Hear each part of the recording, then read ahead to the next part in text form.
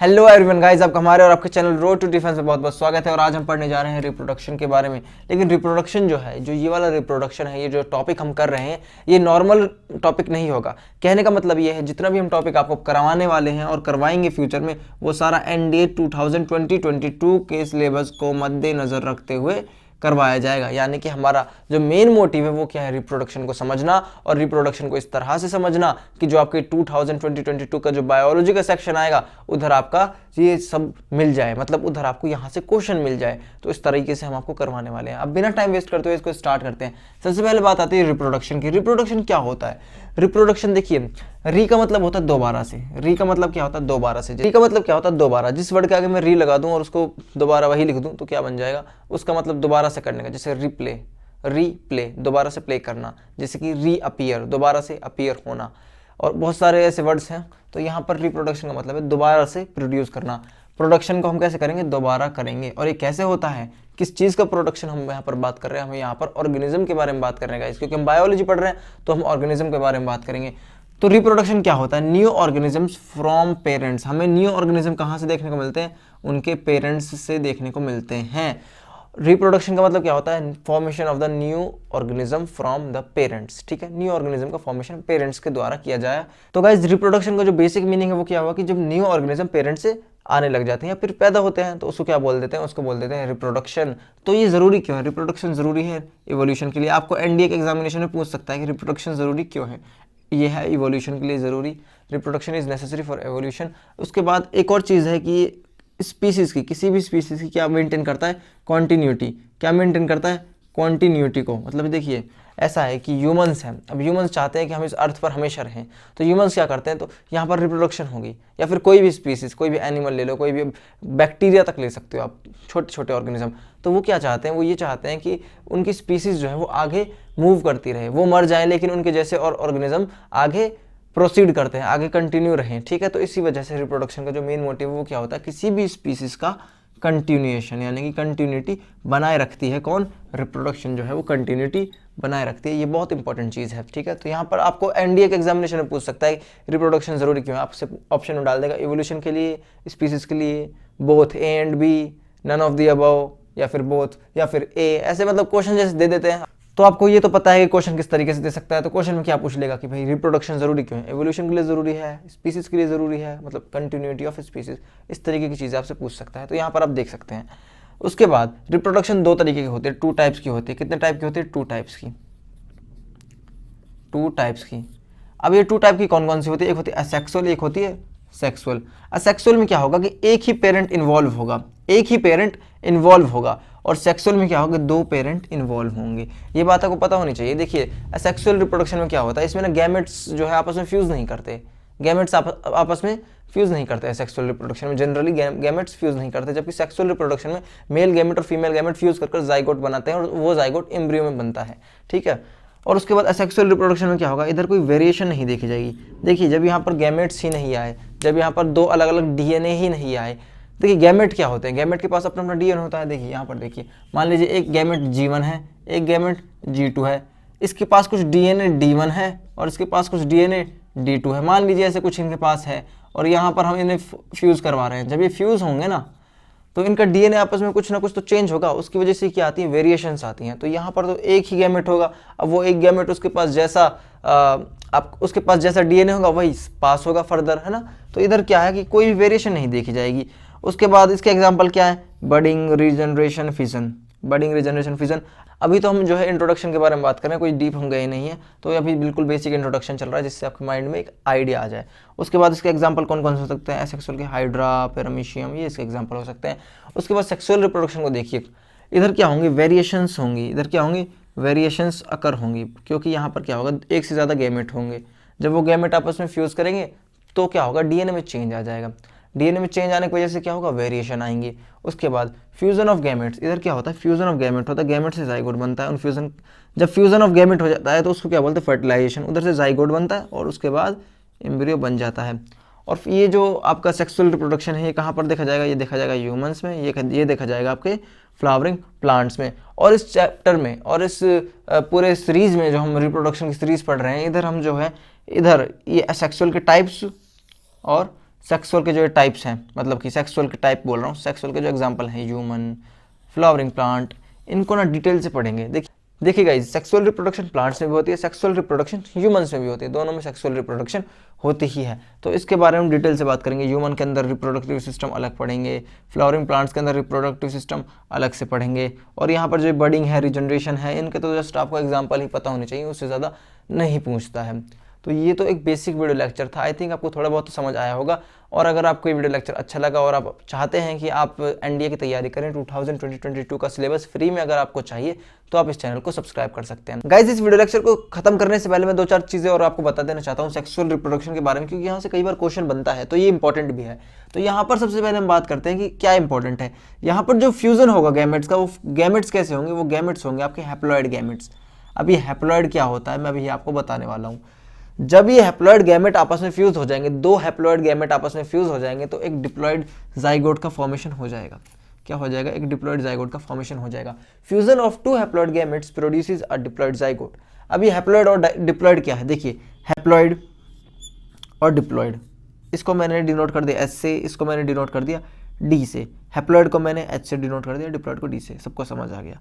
यहाँ पर क्या है, देखिए, हैप्लॉइड क्या होता है, जिसके पास आधा ही हो, जिसके पास आधा सेट ऑफ क्रोमोसोम हो, मतलब पूरी बॉडी के तुलना में जिस सेल के पास हाफ नंबर ऑफ क्रोमोसोम्स हो। मान लीजिए हमारी पूरी बॉडी है, ह्यूमन की बॉडी में कितने क्रोमोसोम होते हैं? 46, जिसको हम किससे डिनोट करते हैं? 2n से, ये हम करते हैं। तो गाइज, यहाँ पर समझने वाली बात क्या है कि जैसे ह्यूमंस के अंदर 46 नंबर ऑफ क्रोमोसोम है, उसको हम डिनोट कर सकते हैं 2n से। यहाँ पर जो n की वैल्यू है वो होती है 23, यानी कि 22 इंटू 23, तो ये कितना आ जाता है? ये आ जाता है आपका 46। ये बात तो सबको पता है। लेकिन अब ये जो कंडीशन है, मान लीजिए कोई सेल है हमारी बॉडी में, हमारी बॉडी में दो तरीके की सेल होती हैं।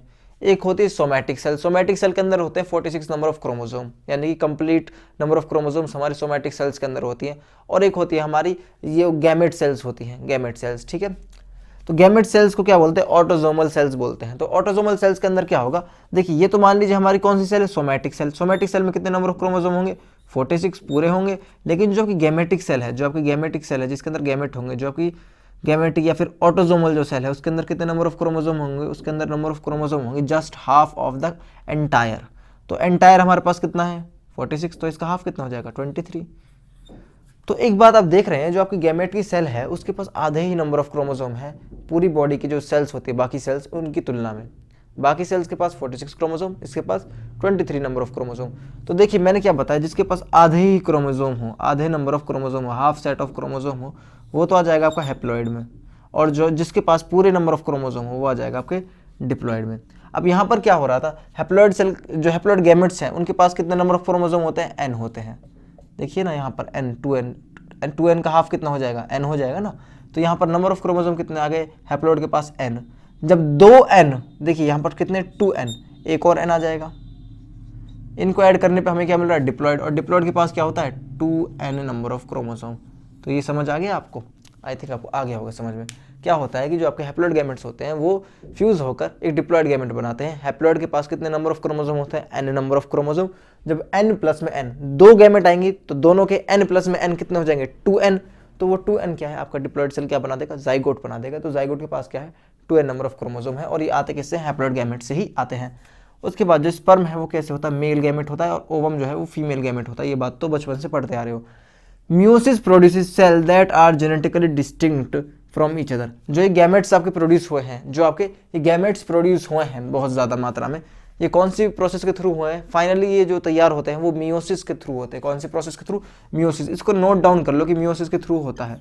मियोसिस जो है आपके गैमेट्स का फॉर्मेशन करते हैं, मतलब मियोसिस एक प्रोसेस है। देखिए, दो प्रोसेस होती है, एक होती है माइटोसिस, एक होती है माइटोसिस, एक होती है मियोसिस। यहाँ पर से समझने की कोशिश करना, मियोसिस, ठीक है। दो प्रोसेस हमारे पास हैं, एक है माइटोसिस और एक है मियोसिस। तो यहाँ पर समझने वाली बात क्या है माइटोसिस और मियोसिस में? आपको दो चीज़ें जाननी बहुत ज़्यादा ज़रूरी है, एनडीए के एग्जामिनेशन में आपसे पूछ सकता है। देखिए, माइटोसिस में क्या होता है, दो सेल का प्रोडक्शन होगा, और जो सेल प्रोड्यूस होंगे उनका जो नंबर ऑफ क्रोमोसोम है वो सेम रहेगा। मान लीजिए 2n नंबर ऑफ क्रोमोसोम वाली सेल थी, वो डिवाइड हुई। इसको ऐसे देखिए, एक सेल है, ये डिवाइड होना चाहती है, ये सेल डिवाइड होना चाहती है। एक बात याद रखना, माइटोसिस और मियोसिस क्या होती है, सेल को डिवाइड करने वाली प्रोसेसेस होती हैं, सेल को डिवाइड कर देती हैं। तो माइटोसिस के अंदर एक साथ कितनी सेल बनती हैं जब डिवाइड होती है, 2 सेल्स बनती हैं। एक सेल ये बनी मान लीजिए और एक सेल ये बनी, 2 ही बनेंगी माइटोसिस में। और इधर जो नंबर ऑफ क्रोमोसोम्स हैं वो सेम रहते हैं पेरेंट सेल के। मान लीजिए इसके पास 2n नंबर ऑफ क्रोमोसोम थे पेरेंट के पास, तो इसकी जो ये डॉटर सेल है इनके पास भी 2n नंबर ऑफ क्रोमोसोम्स रहने वाले हैं। जबकि अगर हम बात करें मियोसिस की, मियोसिस के अंदर क्या होता है, मियोसिस के अंदर यहाँ पर जो आपकी सेल होती है पेरेंट सेल, यहाँ पर मेनली गैमेट्स ही होती हैं। मियोसिस जो है वो गैमेट्स ही करती हैं फाइनल स्टेजेस में। तो यहाँ पर जो आपकी मियोसिस है, जो आपकी सेल हैं, वो क्या करेंगी, एक साथ 4 सेल बना लेंगी। कितनी सेल, 4 सेल एक साथ बना लेंगी। और इन 4 सेल की क्या खासियत है वो मैं आपको अभी बताने वाला हूँ। यहाँ पर कितनी सेल बना लेंगी एक साथ, 4 सेल। मान लीजिए इसके जो नंबर ऑफ क्रोमोसोम थे वो कितने थे, 2n थे। कितने थे, 2n थे। तो यहाँ पर जितनी सारी सेल आएंगी वो सारी सेल कैसे आएंगी, n नंबर ऑफ क्रोमोसोम की आएंगी। कौन सी आएंगी, n नंबर ऑफ क्रोमोसोम की। ठीक है, फाइनली ये प्रोसेस होती कैसी है, ये प्रोसेस ऐसे होती है, पहले एक सेल होती है वो 2 सेल में डिवाइड करती है। मियोसिस की बता रहा हूँ, इनके पास क्या है, यहाँ पर 2n नंबर ऑफ क्रोमोसोम होते हैं, यहाँ पर भी 2n नंबर ऑफ क्रोमोसोम होते हैं, यहाँ पर भी 2n नंबर ऑफ क्रोमोसोम होते हैं। फिर ये 2 सेल में और डिवाइड होती है। कितने, यहाँ पर कितने नंबर ऑफ क्रोमोसोम होते हैं, n नंबर ऑफ क्रोमोसोम होते हैं, n नंबर ऑफ क्रोमोसोम होते हैं। ये वाली भी 2 सेल में डिवाइड करेगी। मैं मियोसिस समझा रहा हूँ यहाँ पर, गौर से देखिए, n नंबर ऑफ क्रोमोसोम और ये भी n नंबर ऑफ क्रोमोसोम। तो ये जो फाइनल मैंने आपको लिख दिया है, इसकी पूरी कहानी ऐसे होती है।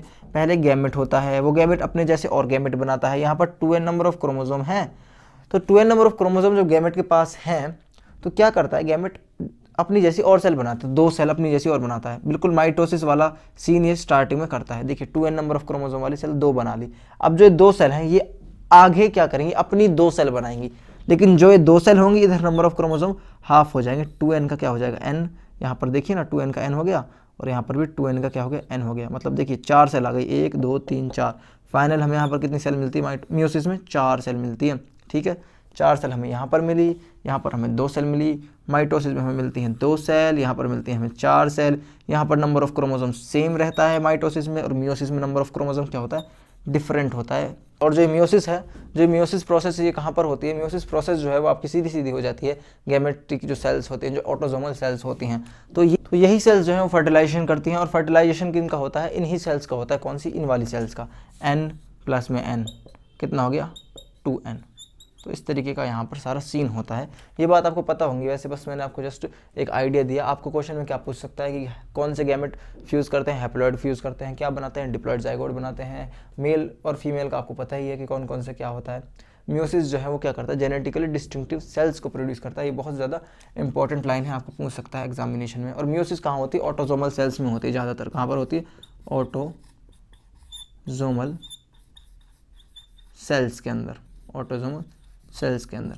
ठीक है, मतलब ऑटोसोमल सेल्स जो हैं वो प्रोड्यूस किसकी वजह से होती है, वो मियोसिस की वजह से प्रोड्यूस होती हैं आपकी ऑटोसोमल सेल्स। बहुत इंपॉर्टेंट है। आई थिंक आपको समझ आया होगा, और ये वीडियो लेक्चर यहीं तक का था गाइज। अब हम इसी तरीके से आगे बढ़ेंगे और चीज़ों को थोड़ा थोड़ा करके समझने की कोशिश करेंगे, और उसी सिलेबस को पकड़ेंगे जो आपके एनडीए एग्जामिनेशन 2022 में पूछ जाएगा। तब तक के लिए गाइज आप अपना ध्यान रखिए, हो सके तो घर पर ही सैनिटाइजर और मास्क दोनों का प्रॉपर यूज़ करें। Take care.